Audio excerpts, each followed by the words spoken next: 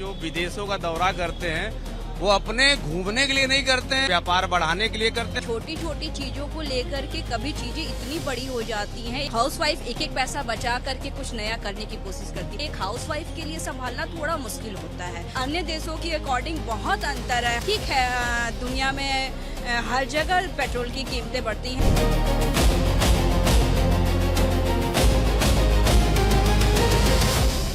जिस बात की आशंका थी आखिरकार वो सच साबित हुई।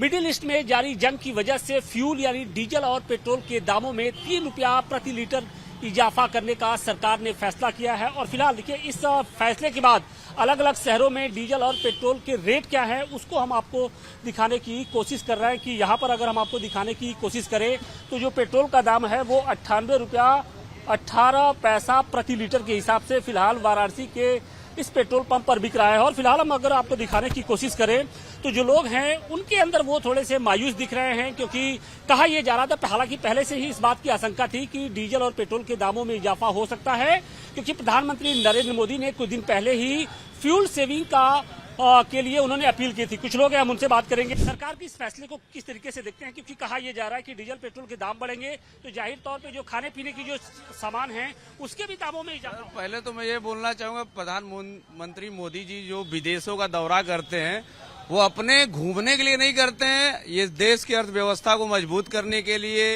अन्य देशों से संबंध मजबूत करने के लिए, व्यापार बढ़ाने के लिए करते हैं। और रही बात तेल बढ़ने की, तेल की कीमतें जो 2-3 रुपए बढ़ी हैं, अन्य देशों में जाके आप देखेंगे सर, वहाँ काफी दिक्कतें हैं। अपने देश में तो बहुत सुधार है। मोदी जी ने जो ये बोला कि आप वर्क फ्रॉम होम करिए या डीजल पेट्रोल का थोड़ा बचत करिए, तो ये आने वाले दिनों के लिए उन्होंने बोला है कि जो अगर हमें किल्लत आती है तो उससे पहले हम सचेत हो जाएंगे, तो हमारे देश की जनता को परेशानी नहीं होगी। और ये 2-3 रुपए बढ़े कोई बड़ी बात नहीं है सर। ग्लोबल क्राइसिस किस राज्य में तेल की कीमत नहीं? हमको तो लगता है 2-3 साल से तेल की कीमत स्थिर थी, लेकिन अब बढ़ाना कहीं न कहीं सरकार की मजबूरी भी थी। ग्लोबल क्राइसिस चल रहा है, पूरी दुनिया में तेल के दामों को लेकर असर पड़ा है। नहीं सर, तेल का असर पड़ा है, लेकिन सरकार को सोचना चाहिए ना थोड़ा बहुत। आम जनता परेशान हो रही है। जाहिर सी तौर पे अगर डीजल पेट्रोल के दाम बढ़ेंगे तो जो दूसरी चीजों के दाम हैं वो भी बढ़ेंगे। आप लोग जो किचन की संभालती हैं तो उस पर कितना असर? जी बिल्कुल, छोटी छोटी चीजों को लेकर के कभी चीजें इतनी बड़ी हो जाती हैं। एक हाउसवाइफ के लिए संभालना थोड़ा मुश्किल होता है।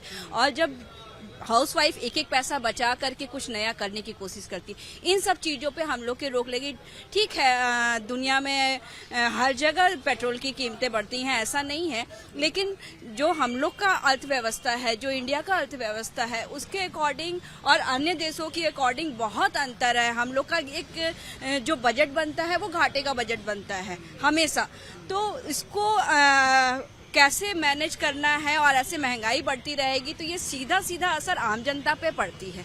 बहुत हाई लेवल वाले को भी फर्क नहीं पड़ता, बहुत लोगों को भी फर्क नहीं पड़ता। मिडिल क्लास फैमिली परेशान रहती है। बिल्कुल, मिडिल क्लास फैमिली छोटी छोटी चीजों में जो खुशियां ढूंढती हैं, उस खुशियों पे असर पड़ेगा। उस खुशियों पे असर पड़ेगा। और देखिए, डीजल के दाम की अगर हम बात करें तो वाराणसी में फिलहाल 91 रुपया 42 पैसा प्रति लीटर के हिसाब से इस वक्त डीजल बिक रहा है। तो निश्चित तौर पे साफ तौर पे लोगों का ये मानना है कि अगर डीजल और पेट्रोल के दाम में बढ़ोतरी होती तो निश्चित तौर पे जो इसका असर होगा वो दूसरे खाद्य पदार्थों पर होगा, और निश्चित तौर पे महंगाई बढ़ने की जो आशंका है वो भी सच साबित हो सकती है। तो और यही कारण भी है कि लोग इस फैसले को लेकर थोड़ा चिंतित नजर आ रहे हैं। वाराणसी से मनीष दुबे के साथ आशुतोष सिंह, टाइम्स नाउ, नवभारत।